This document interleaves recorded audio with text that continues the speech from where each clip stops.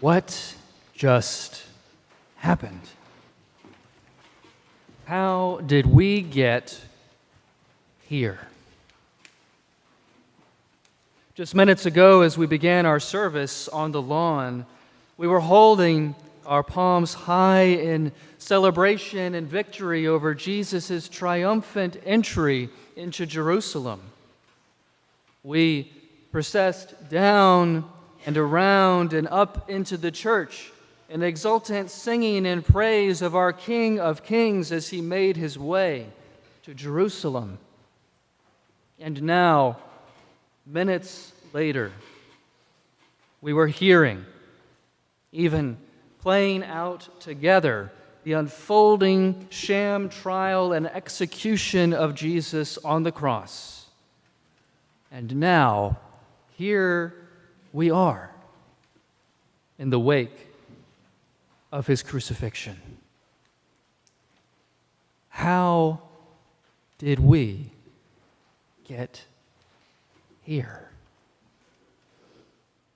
That, my friends, is the whiplash of Palm and Passion Sunday.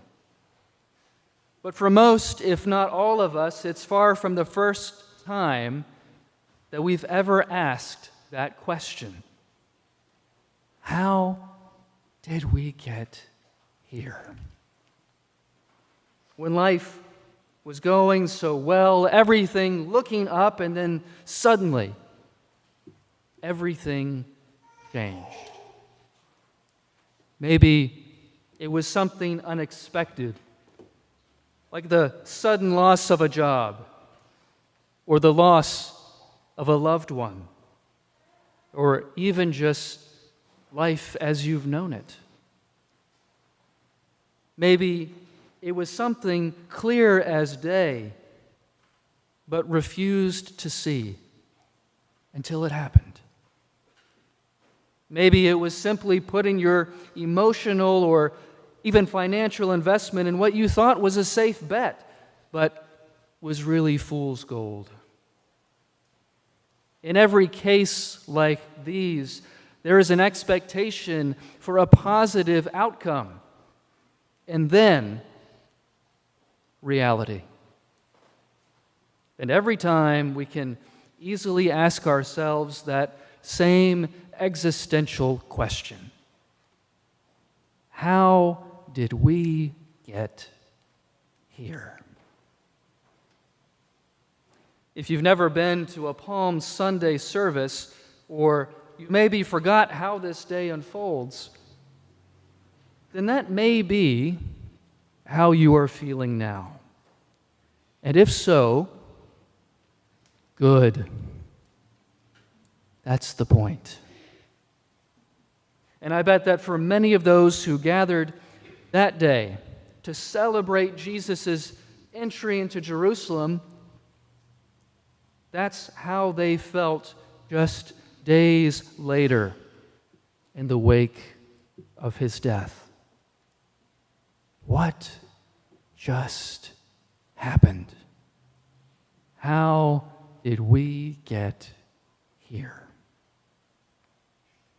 As we just experienced together in the reading of this passion narrative from Luke, these events are hard to stomach. Because today, we don't just ask and hear the answer to why Jesus died. We don't just gloss over the events that took place and skip to that nice theological conclusion that Jesus died for us, true as though that may be. We see today how Jesus died. We see who was there and who was responsible. Was it Peter and the disciples who stood by and even denied knowing him? Or was it the chief priests, scribes, and other Jewish leaders who angrily shouted, "Crucify him"? Or was it Pilate, the Roman official who knew Jesus was innocent but acquiesced to their demands? Or was it the Roman soldiers who took him away, who nailed him to the cross and who mocked him? The hard, even ironic truth is that the only one who was innocent was the person who was being put to death. All of them bore responsibility, either by what they had done or by what they had left undone. And even harder to admit is that you and I could have been any one of them. Maybe when you've heard about a horrific event or time, maybe when you've heard of it, like me, you've asked yourself, what would I have done if I were there? Like, what would I have done if I lived in Germany of the 1940s, or even the United States of the 1860s? If I lived in the war-torn Holy Land of today, or in that same land with Jesus 2 millennia ago, what would I have done if I were there on that day? Would I have been among the disciples, or one of the chief priests and scribes? Would I have been Pilate or Herod? Or would I have been one of the soldiers?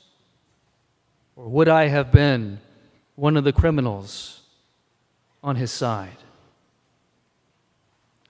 We always want to believe we would have been different, that they were nothing like us. But for as far removed as we may feel from them, it was people like us. People who, in the moment, were simply driven by fear, be it fear of Jesus and his threat to their power, or fear of the crowds and the power they appeared to hold. People who may well have wondered, not moments after Jesus took his last breath, what just happened? How did we get here? Certainly, this man was innocent. That is what we have walked into today. As we processed into the church, palms waving in our hands, in the blink of an eye, we've journeyed from triumphant celebration and hopeful victory to persecution, condemnation, and execution. And in this sudden whiplash of a service, we have gone from celebrating Jesus by his side to being the very ones who put Jesus to death, forcing us to own the truth that the impulses of those characters reside within us, to own the fact that we are just as capable of shouting glory in the highest heaven towards Jesus as we are to glory in this world and in ourselves, to own the fact that the conflicting emotions of this day are also a conflict within us, to own the fact that we are sinners just like them. But sinners for whom Jesus said on the cross, Father, forgive them, for they know not what they are doing. And it is because of those words of Jesus that their story and our story does not end here. And it is why today is just the beginning of the holiest week of the year. And so now I invite you again to step forward into this week. A week that, like today, encapsulates love and grief and loss and joy and victory and holds them all together as essential elements of this whole grand story. Even if you've experienced this week 100 times, or if this is your very first, no matter if you're feeling overworked or tired, if you're feeling restless and yearning for more, wherever you are, I invite you to take it all in, step by step, day by day, service by service. In the Holy Triduum of Maundy, Thursday, of Good Friday, and the great vigil of Easter, and the celebrations that continue on Easter Day. On Maundy, Thursday, as we gather and remember and together enact Jesus' commandment to love one another as he loved us, and celebrate together the Last Supper and institution of the Holy Eucharist on the night before he died.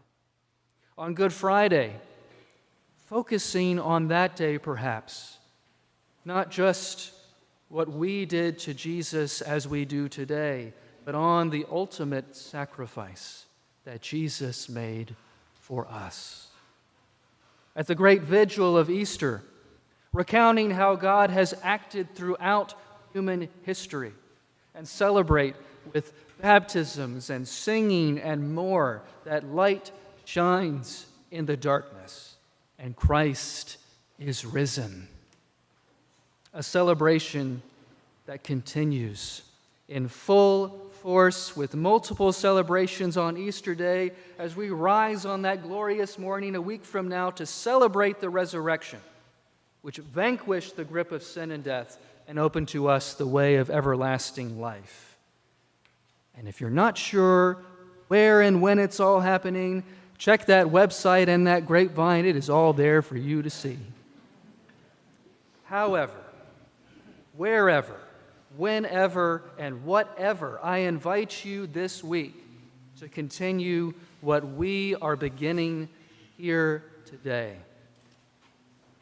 to experience fully the power of each day and each service of this Holy Week, embracing the tension, the contrast, and the significance of every moment and every day. I promise you won't regret it. You might even need it more than you know. And today, we're just getting started.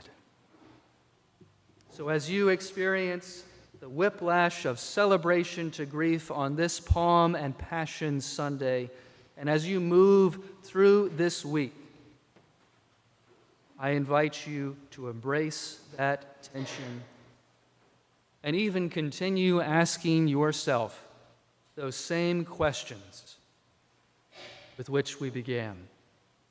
Those questions that we may ask when life suddenly changes around us and we have whiplash, be it a loss of a job or a loved one, or even just life as you've known it.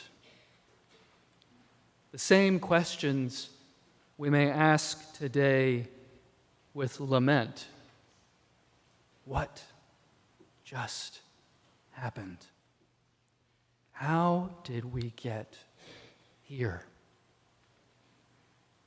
by next Sunday, I hope we will ask again, filled with awe and wonder and joy,